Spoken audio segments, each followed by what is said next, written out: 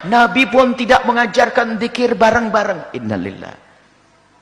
Kan Nabi sudah nyuruh berzikir banyak. Jadi gara-gara pertanyaan seperti tadi itu, kami yakin bukan pertanyaan ibu sendiri, dari orang yang sok.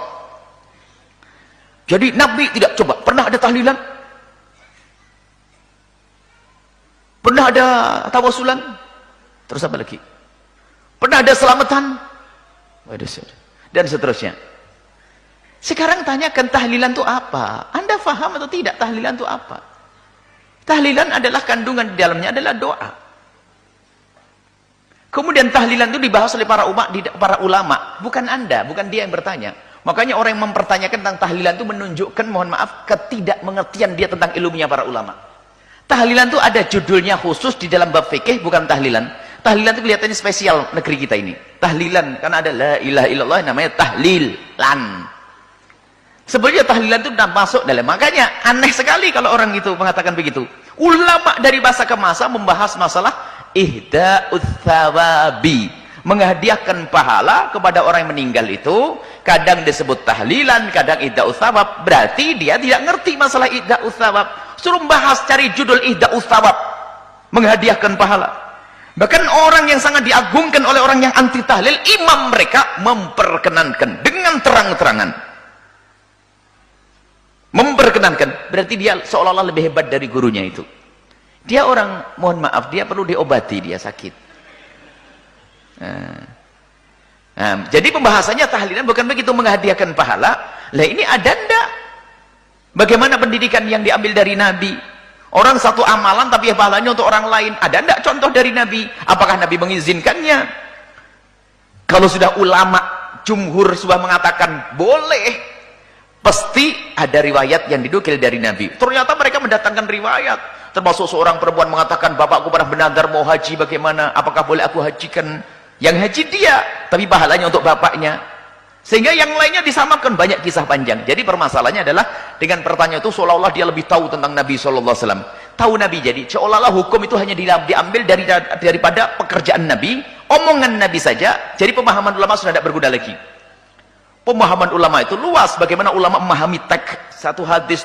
Kalau satu permasalahan akan didatangkan semua riwayat-riwayat hadis yang ada sangkut pautnya dengan permasalahan itu, dikumpulin dulu, dikumpulin dari Quran, dikumpulin hadis Nabi, dikumpulin, baru disimpulkan.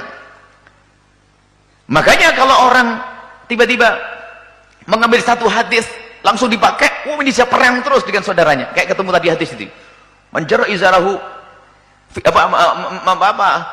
ma'asfala al-ka'baini fa huwa finnar, yang di bawah telap mata kaki di neraka. Baca itu toh, langsung neraka. Loh, Abu Bakar di neraka dong, bajunya turun di bawah mata kaki. Loh kan? Nggak sadar. Karena ada riwayat yang lainnya. Jadi yang diperkenankan itu bukan harus sesuatu yang memang pernah dilakukan Nabi. Tapi Nabi secara umum mengizinkan. Coba, kalau di dalam tahlilan itu apa sih di dalamnya? Di dalamnya adalah bagaimana biasakanlah kamu itu untuk bisa memberikan sedekah. Sedekah itu pasti diterima. Kemudian berdoa. Kemudian kamu pertemukan saudara agar tidak terjadi berantem, berkumpul, silaturahim di situ. Kemudian setelah itu ada tausiah di dalamnya. Kemudian ada ihda'us tsawab, menghadiahkan pahala. Mana yang haram? Oh, ini adalah namanya bid'ahnya bukan bid'ah yang ini, tapi ada idhofiyah. Ini mulai mengarang lagi. Jadi kayak mencari-cari. Pokoknya kalau tidak masuk neraka nggak boleh. Kalau tidak masuk di sini, jarum di sini. Ini adalah orang sakit yang dia tuh sebetulnya, na'udzubillah ya, yang mengatakan anti tahlil dan semuanya, ternyata dia telah berantem dengan gurunya sendiri. Uniknya, sudah begitu seolah menjelekkan, itu bid'ah. Sampai saya kemarin ada orang beri kabar, kok masih ada ya orang bahas begitu, kunut katanya bid'ah, ajib, dengan tegasnya. Ada video-video kecil yang dibagi, ajib, kunut bid'ah, imam-imam mereka saja sudah mengatakan nggak apa-apa, kok kunut? Ini hanya khilaf di antara madhab. Jadi memang kedangkalan ilmu seseorang. Makanya yang tiba-tiba mengatakan bid'ahnya kunut, itu biasanya satu paket yang serta-merta mengatakan bid'ahnya tahlilan ini. Dan dia tuh sudah berlawanan dengan guru-guru mereka sendiri. Karena itu bukan ilmu dia, hawa nafsu dia. Hawa nafsu. Allahu a'lam bishawab. Jangan dosa dengan